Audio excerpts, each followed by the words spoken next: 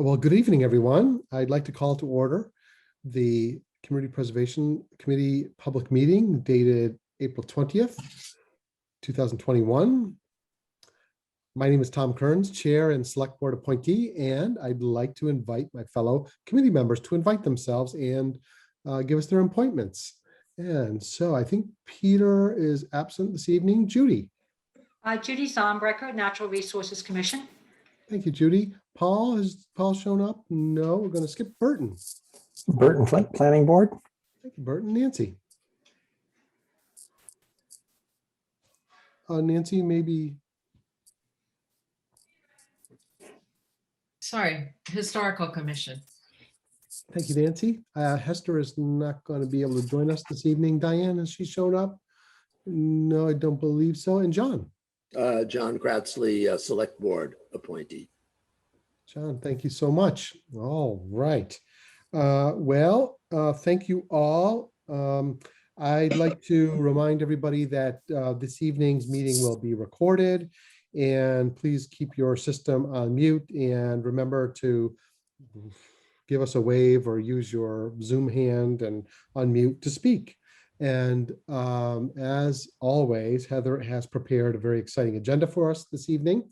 We've got lots of work to do, so I think we should get to it. And Heather, what do you say here? Do you want to give us a view of the agenda? Yeah, I can put that up. Just give me 1 second. Put you on the spot here. Yes, we're good with a quorum, and it's a full agenda, but I'm sure we're going to move through it efficiently. Upcoming town meeting, project conditions, of course. Heather's done some work on the preservation plan updates and priorities, and then our business related to that. I'll make sure that any guests, members of the public have plenty of opportunity to respond, react, and help guide us in our work this evening. So everybody ready? Let's take it from the top. Heather, do you want to launch number one, the 2021 annual town meeting? Yeah, I'm just gonna stop sharing. So just a reminder about town meeting and the upcoming FinCom public hearing, which is scheduled for Thursday, May 6th. So Tom will be presenting the projects at that meeting. So we encourage, CPC members to all attend. And that presentation will be recorded. And that's the presentation that will be online, available for people to watch in lieu of a presentation at town meeting, kind of like it was last year. That's good. Related to FinCom, Heather, you're assembling a presentation that's due next Thursday, I think. Yes, yeah, you and I will work on it together. Perfect. Yeah, great, excellent. John. One observation from last year, I don't know who else is on that evening, but you might want to request of the chair to go first. I did observe your mastery last year of that whole thing, and I think I took some notes. So John, yeah, thank you. That's excellent advice. Yeah, we try not to follow the school committee and the FinCom and everything else. Yeah, right. Yes, thank you so much for that. And Heather, that leads us on a path toward town meeting on June 13th. Yes. Excellent. Excellent. And let's see, we are on for, just on that, we are on FinCom's agenda for May 6th.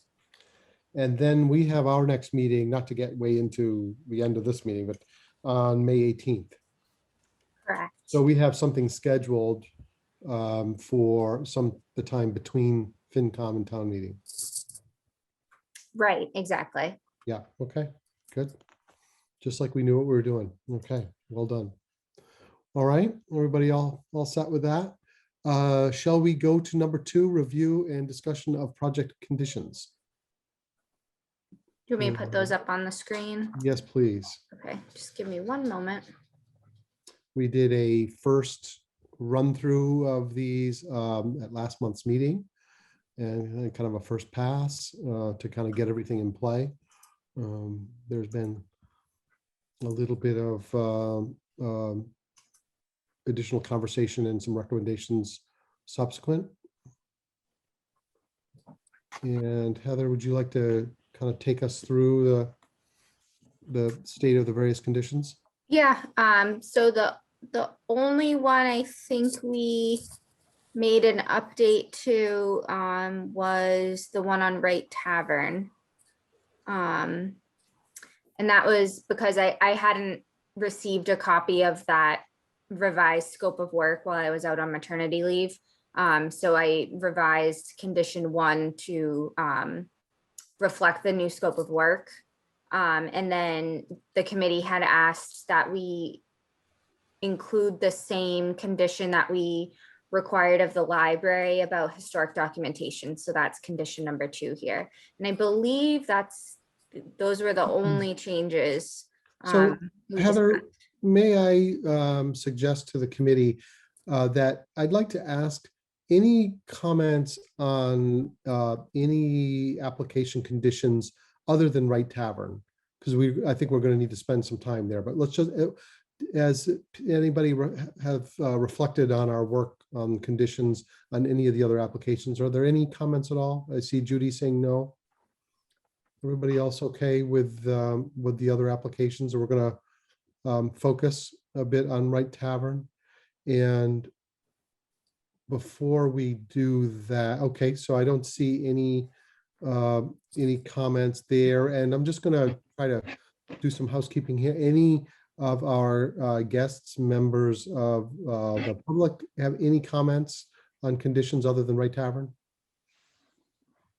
Seeing none, thank you. All right, as we move to Wright Tavern, John, what position does that put you in? Are you?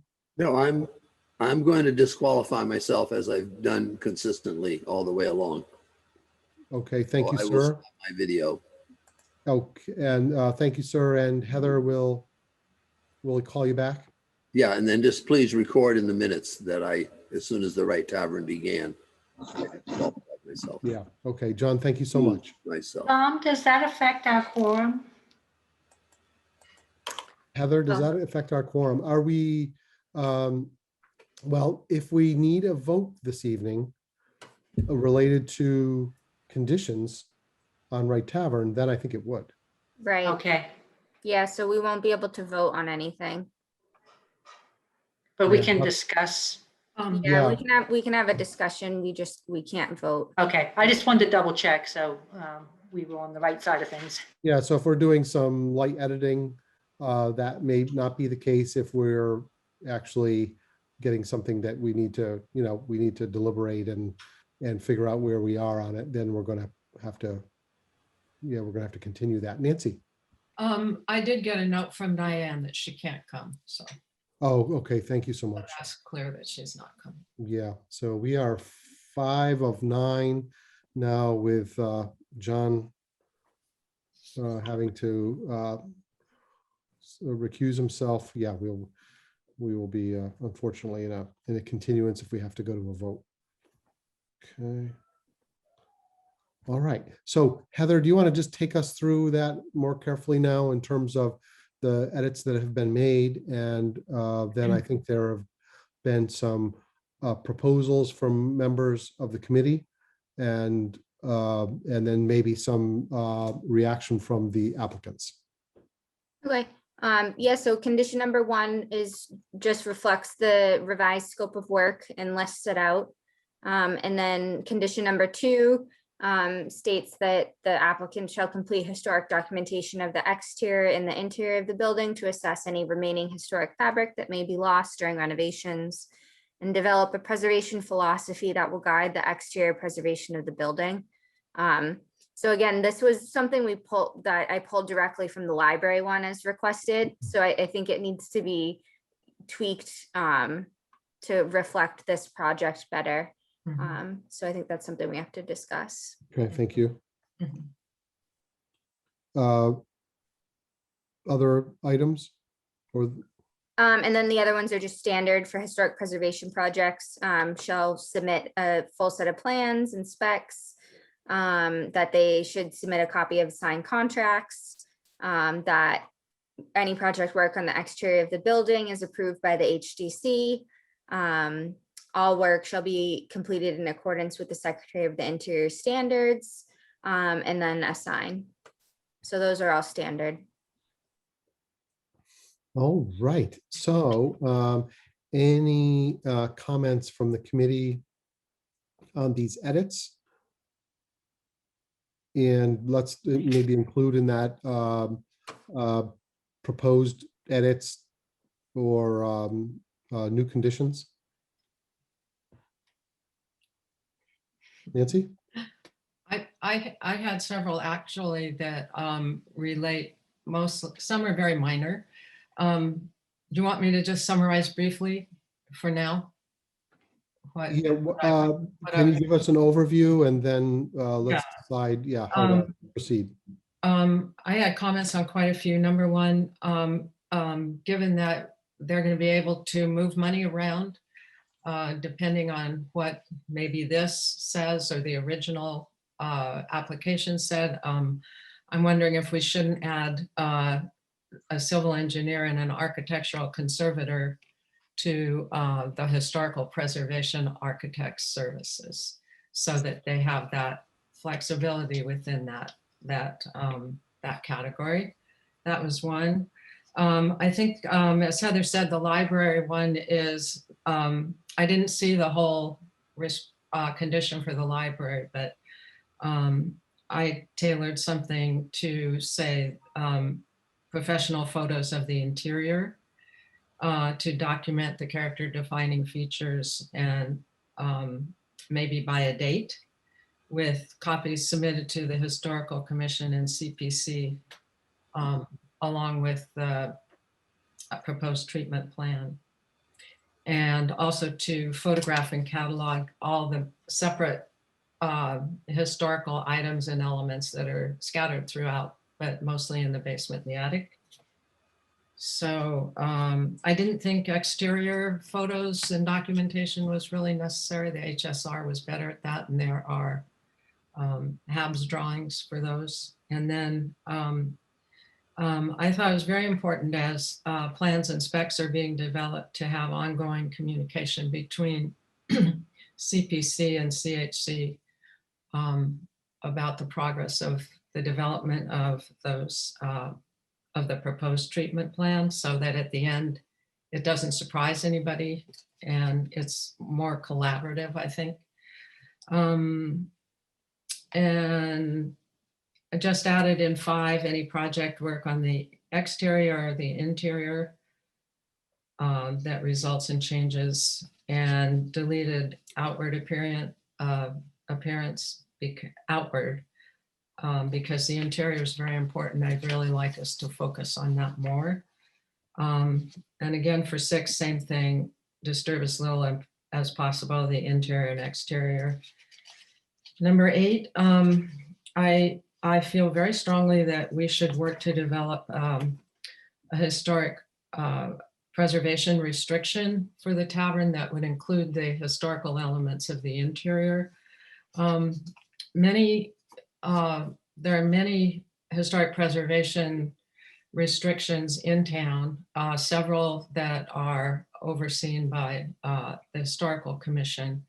I also spoke with many nearby communities about what their practices were. It's very common in some place in Acton, I think, all historic preservation projects using CPC funds have historic preservation restrictions. So that's something I really would like to put in place to protect the public investment in the long run, really, because hopefully there will be more for historic preservation coming after this And then finally, just if the Wright Tavern Futures folks could include a copy of the historic resource inventory. I may have missed it in the application or the meeting materials, but that was something to go with the application and be useful. And then the historic National Historic Landmark nomination form, which I think would be highly informative, and I suspect they have it somewhere. So I don't think that will be too hard to get.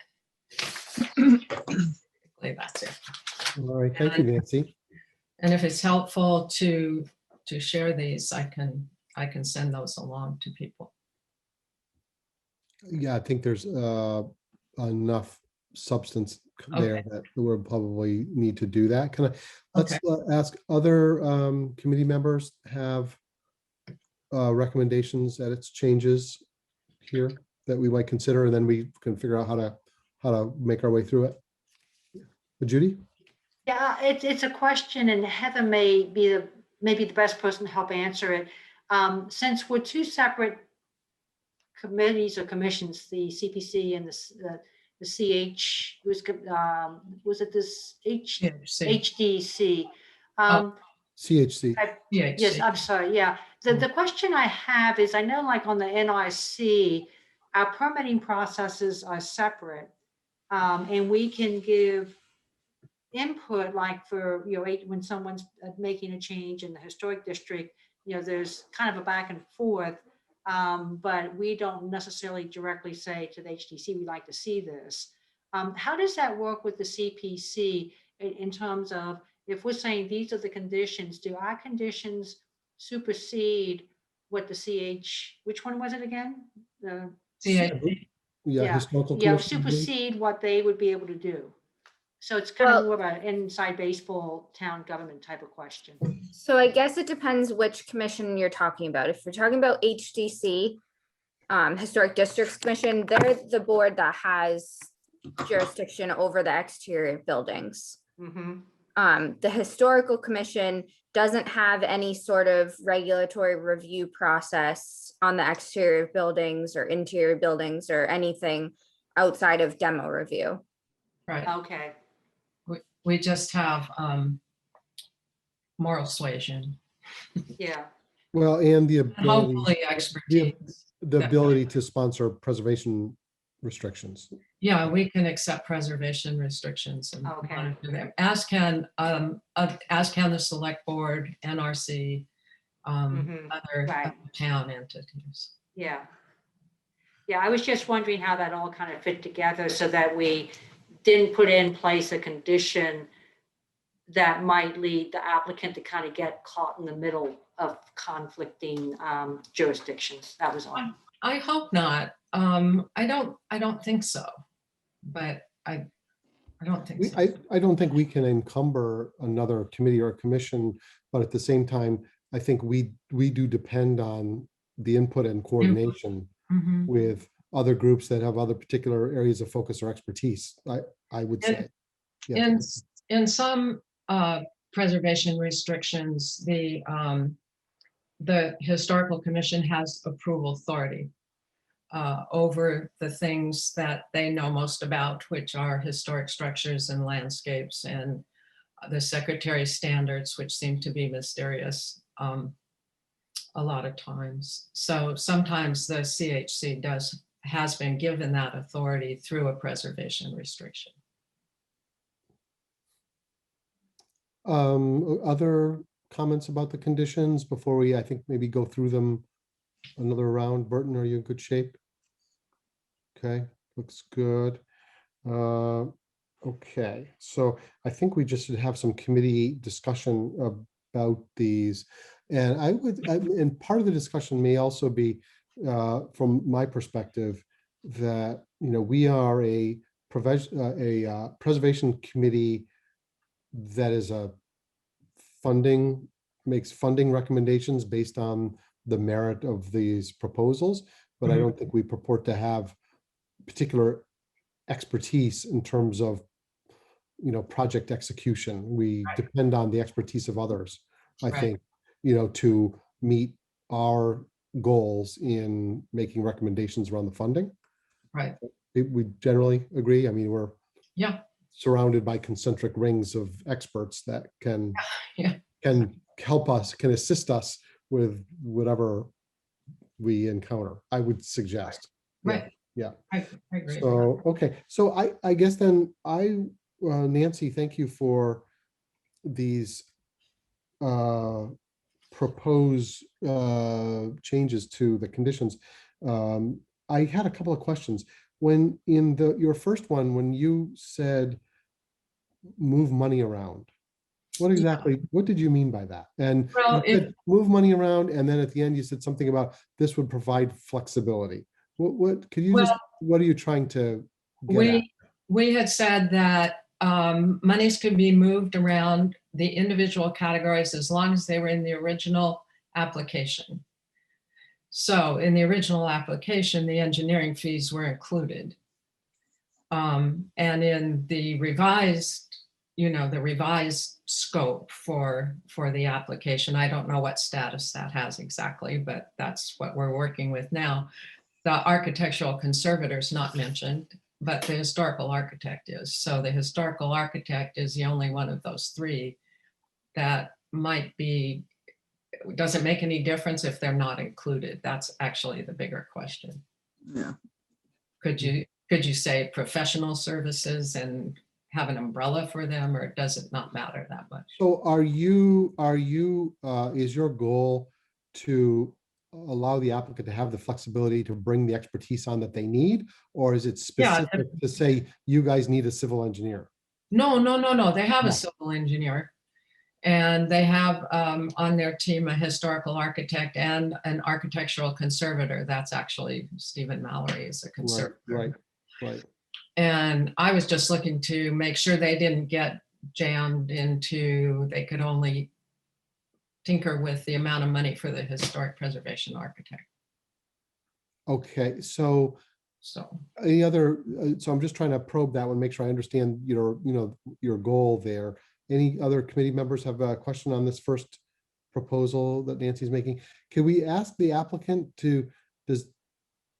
Holly, could you maybe just react to that to Yeah, see if they're yes, allowed to no, do I agree completely. I mean, we originally had the engineer in the first proposal. And I guess to make sure that we included the historical preservation architect, the structural engineer was deleted. And it is a team of three. So it could be consultation services from professionals to include and list the three categories of their expertise. But we definitely, since that's the first part of the project and has sort of ballooned in scope, we want to make sure that we have that in the CPC funding if possible. Okay, so there's at least that initially There's a missing link here. Yeah, but there's a general alignment with the spirit of what Nancy's trying to absolutely. achieve. No, Yeah, okay. absolutely. Yeah. That's okay. I think that's good. Any other comments from the committee on this first one? I just wanted to make sure we understood what we're trying to achieve here. Yeah. My second one, Nancy, would be, can you talk to us a little bit about the next couple that you mentioned that I think might be related to the HSR? There was interior, exterior items and elements.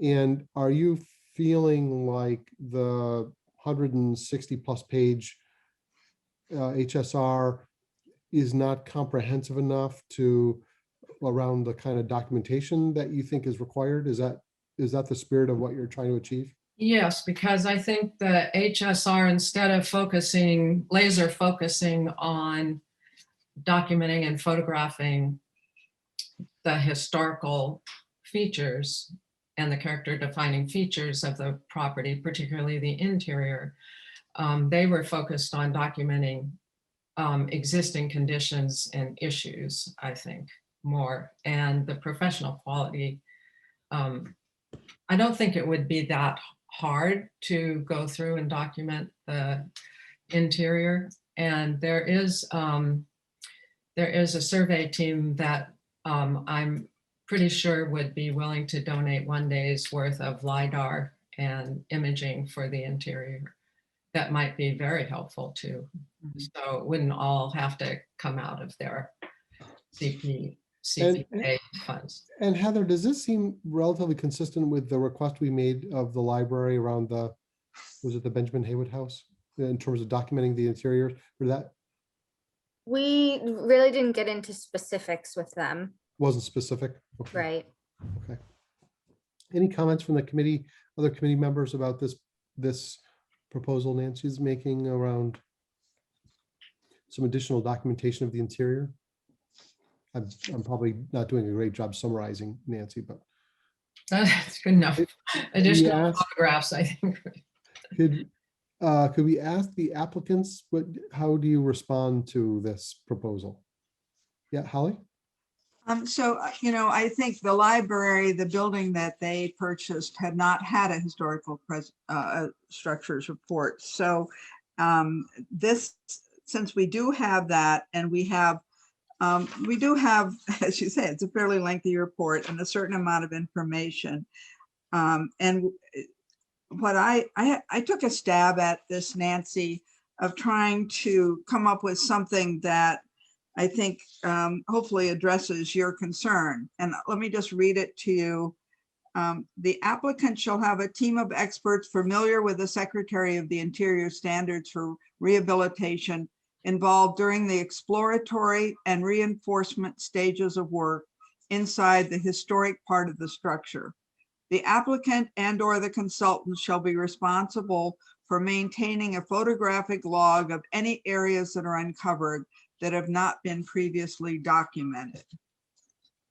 Oh, go ahead. Yeah, and I also, if we can get that company to come and do it, I have no, that I think that would be great. And you and I should just connect so I know how to reach them, because that could happen at any time. I don't know if they photograph through the walls or if they need things open, but anyway, but that was my suggestion as a replacement for 2, because since and we don't need a preservation philosophy because we have it's in the national, it's a preserved building. The exterior is preserved. There's, we don't need to philosophize.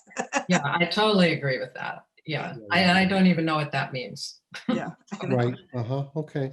So the only thing, I don't think that the photographs of the interior are very numerous or very focused on the historic features like fireplaces, molding, the rings for the fire escape, some of the things upstairs that some things might not be touched in this, but it's a snapshot in time. So it sounds like the applicant team is willing to supplement the photos that have been taken to cover the areas of the interior that are deemed significant by the team of experts. Well, and as we open things up, I mean, if they're going to do the first step is an exploratory sort of opening up in a corner where already the plaster of the ceiling and the walls are new.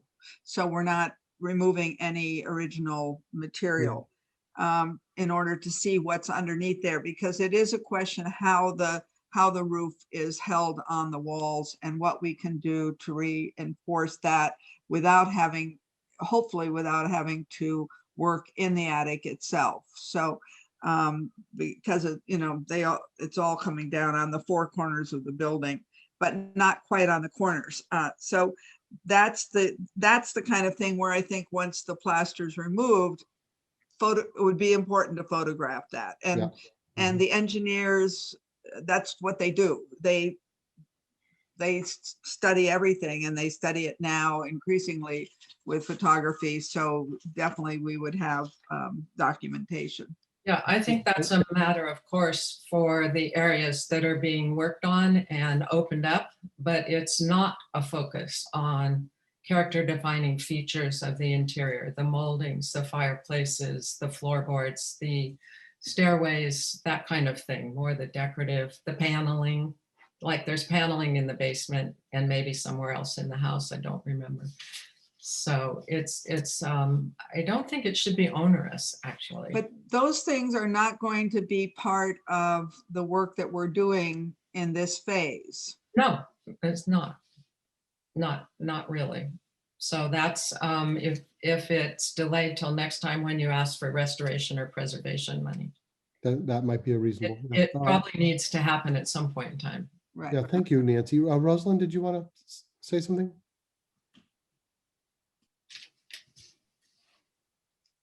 Mute. You might be muted, yeah. Yep.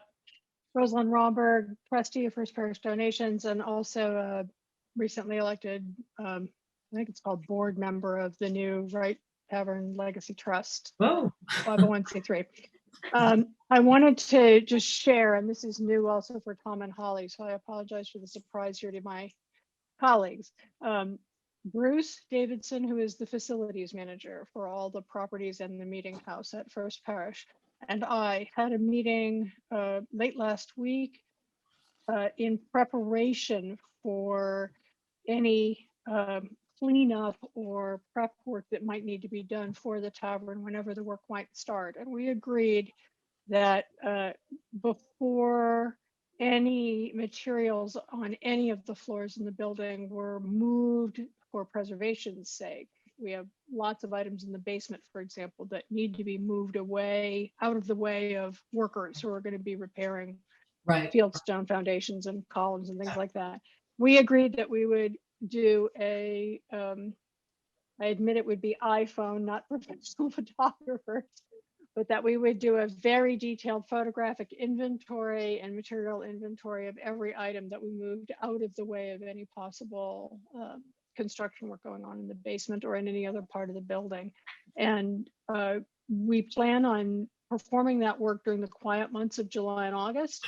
We'll be doing it together, and we'd be very happy to submit that to the CPC as well, just as documentation. I think, Nancy, it won't be quite as elegant as professional photographers might do, but because we plan on making an extremely detailed inventory of everything in the building that needs to be moved out of the way, we should have good photographs and documentation, or at least anything that's movable. But we could easily add to that by doing a photographic inventory of things that are not movable but might be affected. Well, maybe if we can work with that survey team and their LiDAR Right. system, maybe that would help to fill some of those gaps. But That'd be there's great. I nothing think we like could do a it together. photo. So iPhones are getting pretty good. Mhm. Yeah. No, and I think it'd be great to work with professionals on this as well. They would capture things we would not, but great. Yeah, exactly. That's exactly the point. All right, thank you, Rosalind, for that. And so we really have talked about this flexibility around the kind of hiring of the professionals, the supplementing the HSR and other material to make sure we've got as a comprehensive record as possible. The third item, Nancy, that I wanted to have us address in more detail was your proposal around the preservation restriction. Okay, so number, Maybe going out of order a little bit, but these were some my new idea. well, some of the big themes that you mentioned. Yeah, And I think we need to have maybe a little discussion about. I think it's very, very important for the future of the tavern and to protect the very, very significant public investment in the tavern, to have some kind of a preservation restriction that will protect that investment over time. And it takes a little bit of time to get a perpetual restriction that's approved all the way up by Mass Historical. But term limited preservation restrictions can be signed and authorized by the select board, as I understand it. There are 2 perpetual restrictions on the Thoreau Farm house and property around it. That both of them are, I think they were integrated. I haven't quite pulled them apart yet, but they provide a very good model for what a preservation restriction might look like.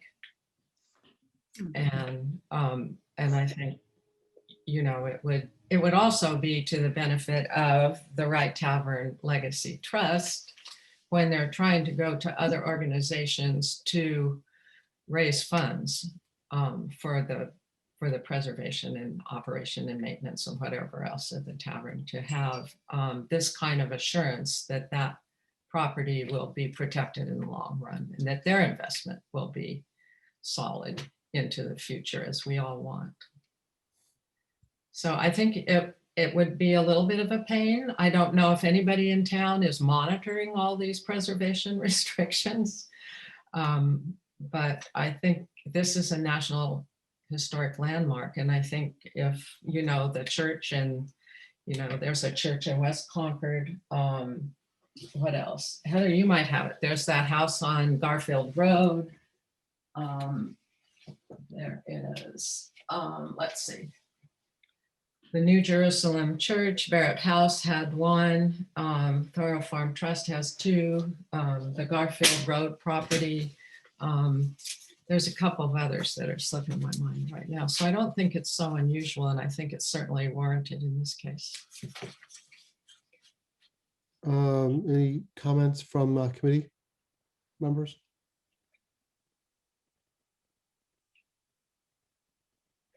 Burton, all set. Judy, good shape.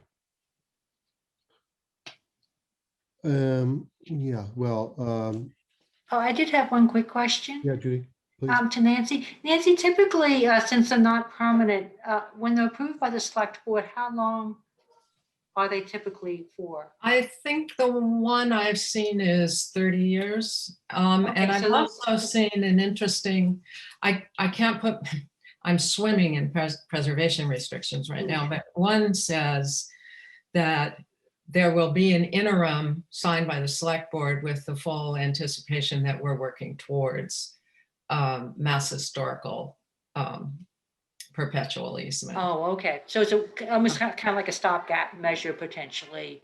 If, Yeah. Yeah, okay, thank you. Yeah. Okay, I've not implemented a preservation restriction before, so I'm a little unsure of the time and dollar commitment it takes, but obviously there'd be some maybe research there to figure it out. It sounds like that between the applicant, the group that's going to hold the restriction, and town council. I think if, I think that's true. I think it's not like buying a conservation restriction when you're actually buying interest, and we've Right. already invested $385,000. So Yeah. That's not a problem. There's an awful lot of information that the Tavern folks probably have in the two documents that I would really love to see. Particularly the National Register or the National Historic Landmark one. So I think a lot of the research on this has probably already been done. And then, I think the Historical Commission and others would certainly be willing to devote time to working with the Wright Tavern people on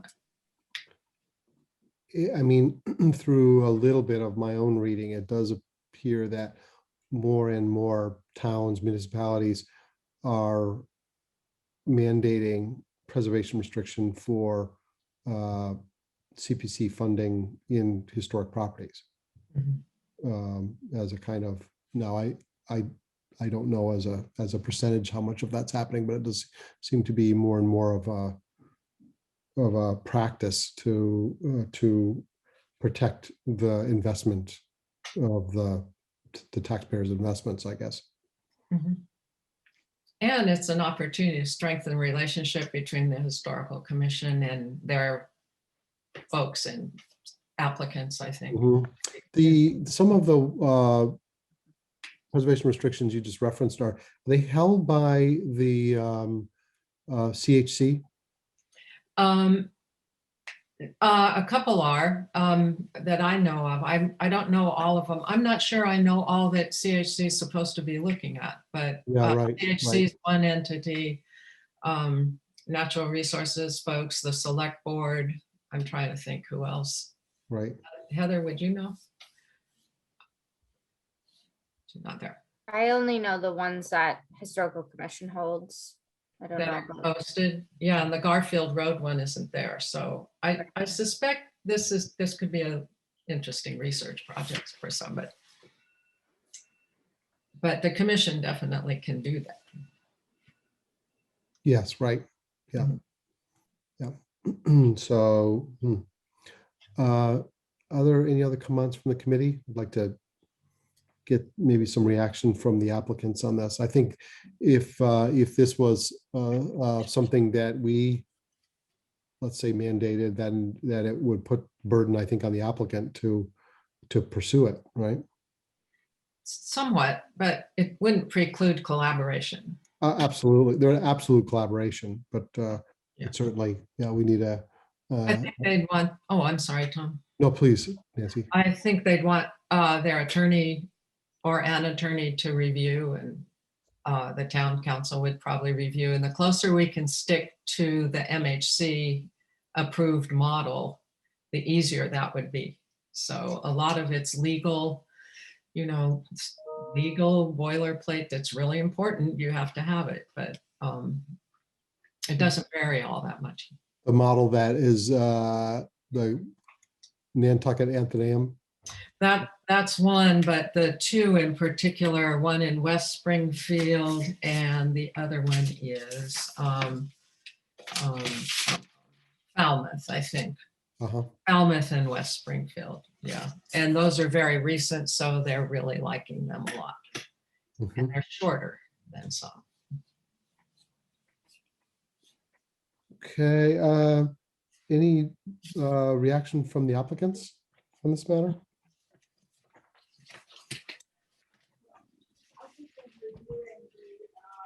Holly, I think you may be muted.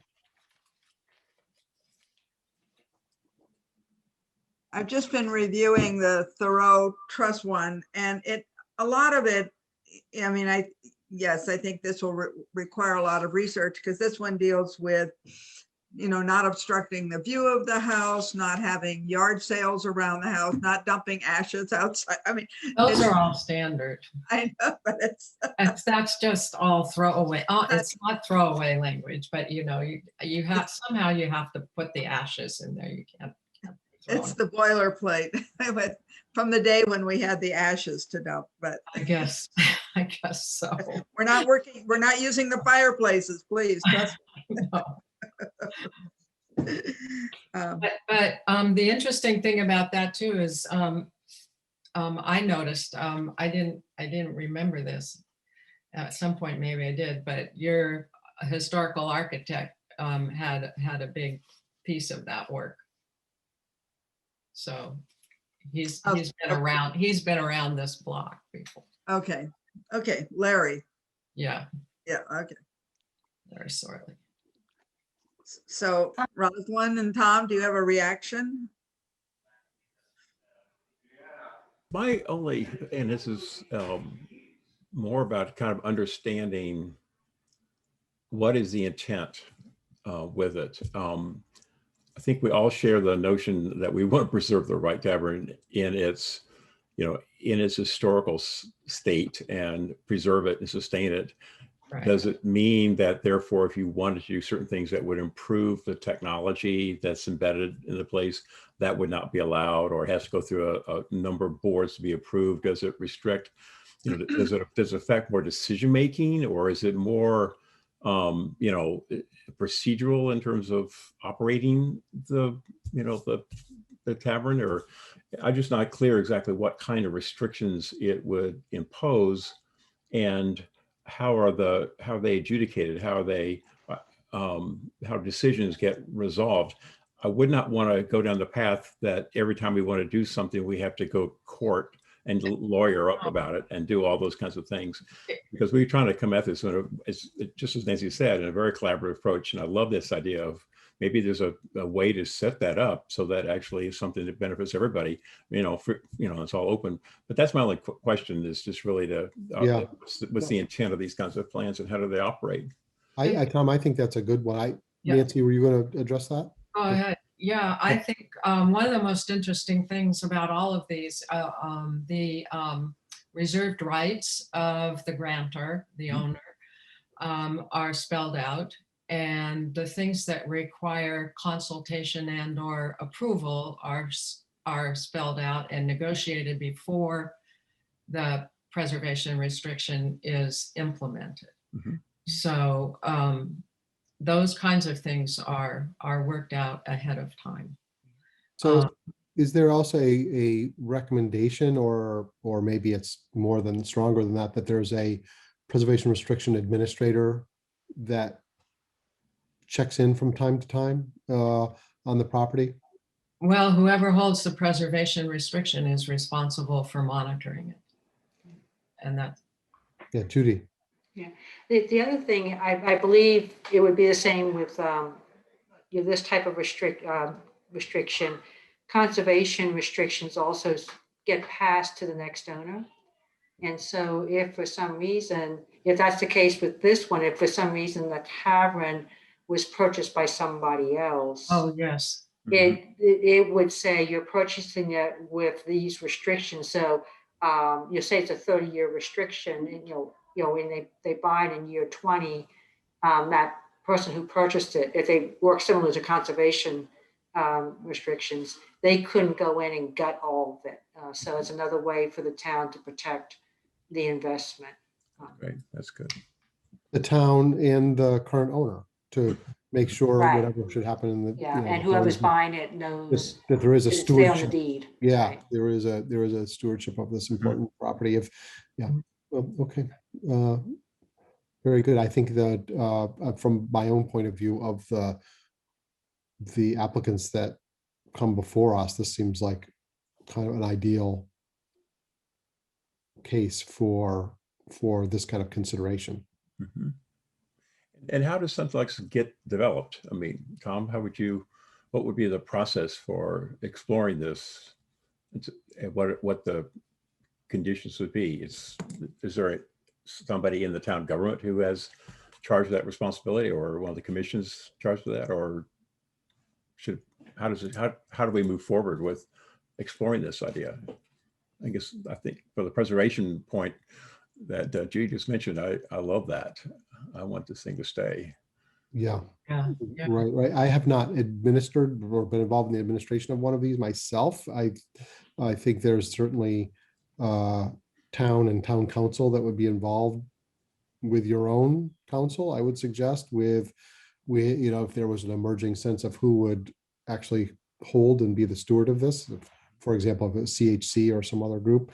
I think there, as Nancy said, there would be a kind of collaborative effort to try to achieve something in a streamlined, mutually beneficial way. Nancy, would you have more I insight? think maybe one first step might be to take a look at the most cogent parts of the two preservation restrictions that MHC seems to be fond of and would be comfortable with. And then that will give you an overall sense. And then from the conditions that we're talking about tonight, some of those will find their way into the preservation restriction. And so those will get discussed and refined, and, and just collaborative. Maybe we can all meet together these days. Yeah, I think one of the an additional key issue would be with regard to this recommendation for the grant going to town meeting on June 13th and hopefully passing that. What is the relationship in terms of timing, in terms of the work you need to do and this effort, and how do those get coordinated? Yeah, well, it can't be done by town meeting. Exactly. So I just think that there would be It's a commitment to. there would need to be some, exactly, kind of understanding of how these things would be on parallel paths or something. Yeah. And I think we would need legal expertise to be able to draft that appropriately. Well, or at least, I don't know if they have to draft it, or if somebody could take the models and fill in the blanks and take their first shot at it. Right. And then you don't have to pay the 250 or whatever it's up to an hour. Yeah, right. That, or maybe there's a lawyer on your guys' board, I don't know. But anyway, I think if you look at the models and then look at the needs, particular needs, what things are important, what things do you need approval before you go tinkering with, what don't you need approval for, that kind of thing.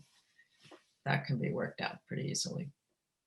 So for the committee, I sense, Nancy, and you're going to help me on this because you've made these proposals, that there was the initial large theme around making sure there's some flexibility to allow the applicant to have the expertise necessary on the team. There was the theme around supplementing the HSR and other material with additional documentation to make sure that's done appropriately and submitted, et cetera. And then the third, as I saw it, the big theme is potential exploration and pursuit of this preservation restriction for the property. Yeah. And I just would ask the committee, any, not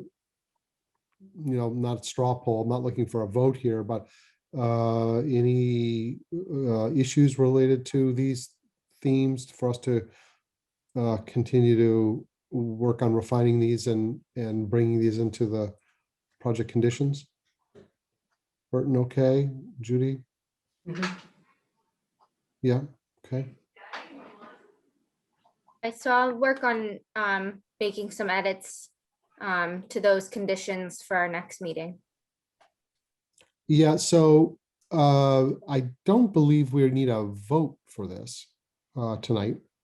No, this is Right. just a discussion, and I'll work on some edits, and then we can review it at the next meeting and hopefully have a quorum to do some votes. Yeah, okay. Maybe we can go back and forth.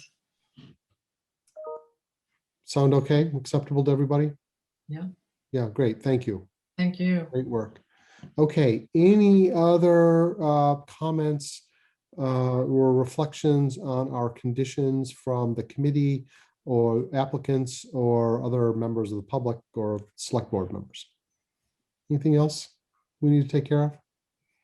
Okay, thanks, everybody. All right, so that wraps up item number 2. And Heather, ready to go to item number 3, the community preservation plan updates?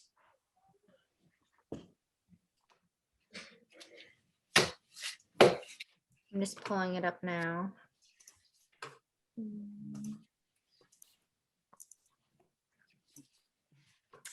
So I just made updates to this based on town meeting in the fall.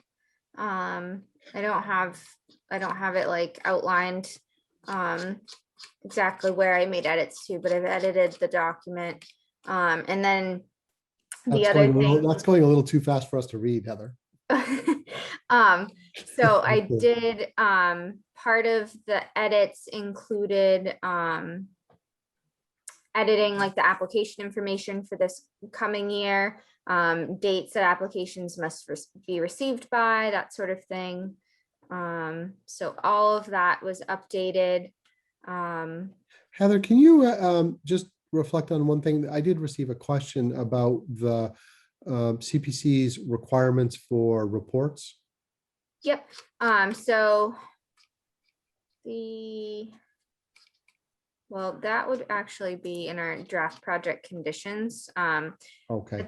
At the end of our draft project conditions, we have general provisions for all projects. And one of those is that progress reports shall be submitted at least once a year and more often as requested by the committee until the completion of the project. And so these general provisions for all projects are all included like in the grant agreement or the MOUs that are drafted for each project after approval at town meeting. I wanted to thank you, Heather. I wanted to just have you highlight that for a second because Nancy, I think one of the discussion points you had was, something that would happen quarterly, for example. And what we have are updated reports annually and then as often as requested. So there is some flexibility there to I guess, tailor our requests to the pace of the project. Hi, John. Welcome back. Thank you. I think that's exactly right. Okay, great. Thank you. See what. John, do you have a comment? No. Okay, thanks. I thought you were giving me a wave. It was just a hello. Okay, Heather, sorry, I interrupted your flow a little bit. Were there other No worries. edits? So it was just,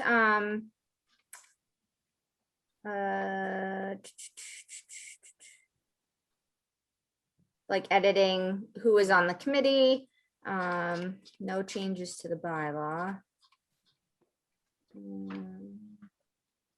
Yeah. Adding the annual report for 2020, adding the certified vote from town meeting in the fall, adding the project summaries for the projects that were approved at town meeting, the conditions on all the projects approved this past year, the funding recommendations for this past year. And then there's some financial reports that have been updated and included in the plan. And that's about it. Those are the highlights of things that were changed and updated. And these updates are on the website? Yes, under current meeting documents. Yeah, Great, yes, great, That's- thanks. Heather. quite a document. Yeah, Oh, and I need to update this. Yeah. Page 81, okay. all right, so you can find this document on the website under current meeting documents. Any comments on the 2020 Community Preservation Plan updates? Yeah, Judy.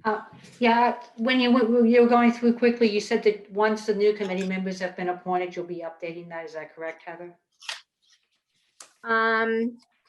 Yeah, because it does, Because I know I'll be moving off of it. right, there's a few people that are moving off. Yeah.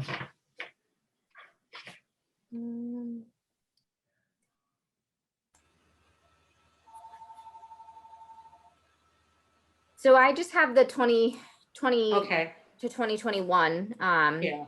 And then like the next year's plan will include the oncoming members. Okay, and when will you need those? When do you plan to officially release this? The I was thinking in report, terms of working with NIC to make sure that they have appointed the member from the NIC. oh, so the terms that expire in the spring expire after town meeting. Generally, Okay, yeah, generally it's like the end of May, because Yeah. town meeting's in April. Mhm. But I believe just like terms went through September because of town meeting, I believe terms will expire at when town meeting is over. okay, And Thank you. so town meeting is on the 13th. Yeah, so And it's probably have- July. Well, That we have a meeting on the 15th. Right, we have our first informational session. Okay. But I'm sure it's probably like July, Okay, probably like the month following town meeting. I can double check on that. got it. Yeah, July, we have looks like a July 20th. Okay. Excellent. All right. No, any questions about our preservation plan updates from the community? I have a question. John? Yeah, Heather, are these 3-year terms and are they renewable or is it been tradition to do 1 3-year term? They are renewable. So a few people have renewed a couple of times already. So I think that's if you're interested in being renewed on this as the select board appointee, if you just want to let me know and then I can contact the select board about that.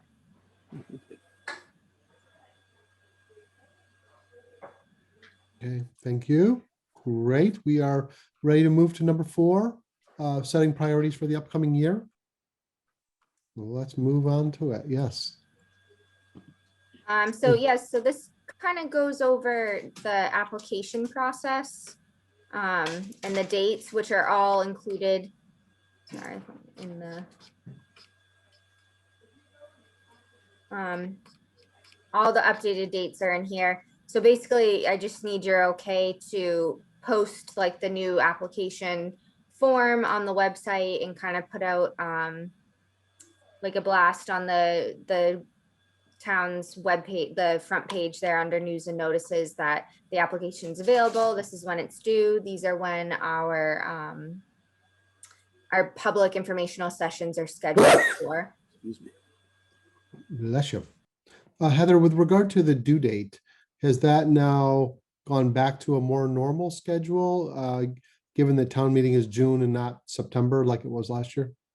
Yeah, Okay, good, because we were very compressed last Right, fall. Mhm, right. Okay, good. Yeah, I think we are ready to go. Anybody have any comments about having Heather kind of move this forward? I think terrific. okay. So I'll get all this stuff posted this week. Okay. How are we doing with our sign program? I do have a question. John? Are all the other dates for the fall already set, Heather? Yes, And where do we find, all of our, I mean, like the site visits and all that? Yes. The website is up to June 20th. I yeah, think. It doesn't so really- yeah, we do have those set. So I can, You want to forward them to us after? yeah, I can forward them to That you. would be great. Yeah, that would be great. Somewhere I have, site visits are scheduled for Saturday, September 25th.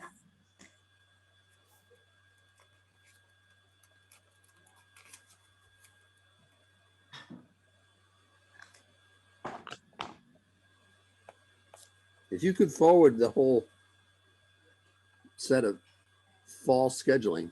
Okay, yep. Okay, And is there a public hearing before the applications are due? All right, information session? Yes, so we have two information sessions scheduled. One is June 15th. And the second one is August 17th.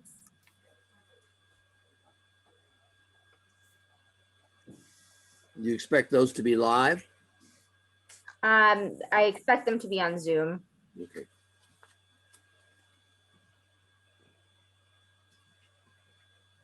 September 25th will be live.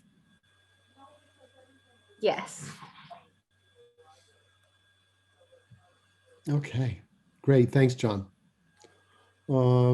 Okay, other items on number 4? So these are just items for discussion if anyone wants to have discussions about them.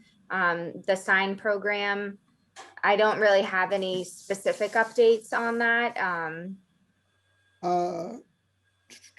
Yeah, So I'm the jumping in. Buttrick, so the library has a sign out front because they've begun construction. So they have a big CPC sign out front. And the Buttrick Mansion project is beginning soon, and she contacted me and asked for a sign this week. So I'm gonna work on getting her a sign as well.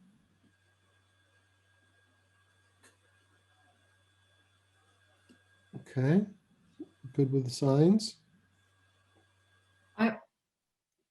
Is there a way to find out who the contractors are? Sorry, Tom. It's great. For, Buttrick Garden. I should have that information. I'll call you. Yeah, if you just want, yeah, send me an email so I remember. Yeah, Okay. you know what, if I may just build on that question, a question did come up from an applicant asking if it was our general practice to require drawings, construction documents for all projects that were going into construction. And I said yes, and Heather, thank goodness I was right, confirmed that. Yes, That is our practice. It has been.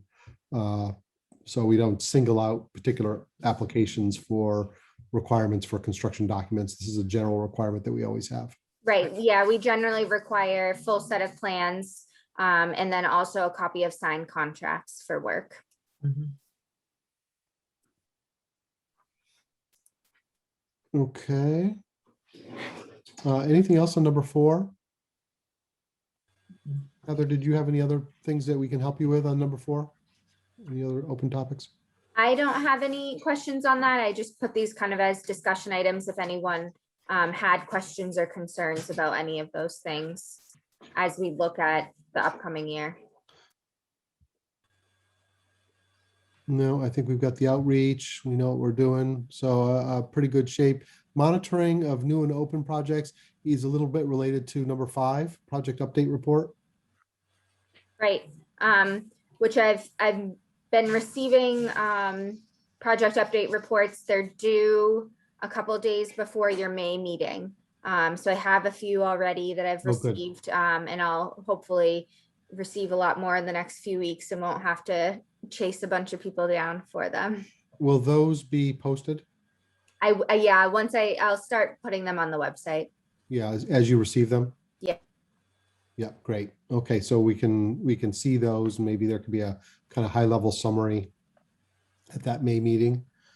And I just wonder, I mean, this would also be an opportunity to visit the practice of, we've got a mandate around an annual report and others as requested. I'm just thinking of now the library is really making progress on their project. And maybe that's an opportunity for us to kind of check in and see. I'm assuming we'll be receiving that report and kind of understanding what the rhythm of that project may require. Right, yeah, I think once we receive the report, if we have follow-up questions, Yeah, we can always ask those then. yeah, good. Which could include, we would love to entertain a mid-year report in whatever the date, November or something like that, given the amount of work that's happening, or some, that could include a discussion like that. Yes. Yeah, okay. Good. Great. Anything else on number 5 from committee? Yes, John? John, you may be muted. Yeah, I Thank you. Heather, the pink on the final pages, page 5 and 6, a lot of pink entries. And they show in several of them quite a bit of money remaining, but project complete. Will that money be available next year? Oh, what was that? That was cool. I'm muted. Yes, so once I close out those projects, as long as I get to them, which I will, before the end of the fiscal year, that funding would be put back into our general account for next year. Yeah, that would seem to be a priority to get that money, On my to-do list to start closing out those accounts. Fiscal year. When that happens, does that need to be approved by town meeting, like the one we talked on with regards to the Harrington? No, so that's a different situation. No, and even the Wheeler Harrington doesn't. The only time that we had to have town meeting approve the reallocation of money for a project that was completed was because we needed that money at that town meeting. Oh, So we're not relying on this funding for this coming town meeting. So the projects will be closed and the funding will go into the account and it'll be available to start allocating next fall for the next round. And Heather, the 2 that were minus, or I guess they overspent, do we just let them do that, or do we take it out of the next year? Yeah, we don't have to worry about those. One is like I don't know how that happened. I don't think it was actually negative that amount. And then the staff and technical services, is that the other one? No, it's the big one is the Bruce Freeman Rail Trail. Yeah, that one's something funny happened with all like the Excel spreadsheets. But I think it's fine. Well, because we do have more grants to them that it could come out of. Right. No, that one was, I had figured it out like over a year ago, why that was like that. And now I can't remember why, but I remember that it was fine. Fine, and you also, as I recall, reviewed that with finance. Yes, yeah, because I was, panicking and went over it with them and it was fine. Okay. Good shape. Are we ready to move to number 6, the minutes? Everybody all set? Okay, so we do have one set of meeting minutes, March 16th. Could you put those up, Heather? I think so. I think I Yeah, I retrieved saw it them on from- the website. Here it is.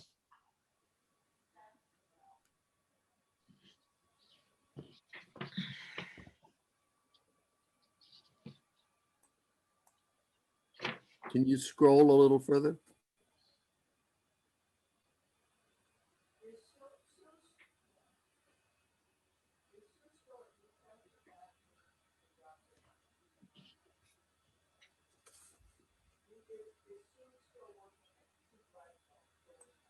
Any comments, edits?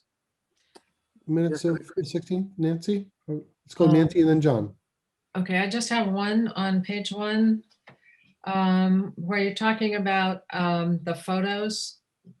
I think unless you took this off of Zoom or the YouTube, I think what I was trying to say was with maybe a combination of 3D LiDAR images, photos, and photos, but I didn't want HABs level drawings because on the exterior there are HABs drawings. Okay, so you want me to just remove? and HABs, yeah. And that's what I was talking about was that 3D, the LiDAR system from the surveying group as a possibility, along with photos. That's all. That's it. Thank you, Nancy. John? Yeah, Heather, could you add at the end of the discussion on draft project conditions that Mr. Crapsley abstained from discussion of the Wright Tavern conditions? All right. Thank you, John. Other comments? Other than that, I thought the minutes were beautifully crafted. Yes, short. Yeah, kind of well done. concise. Yeah.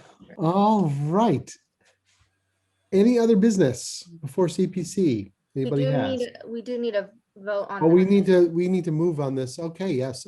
Motion to approve the minutes of March 16th As amended.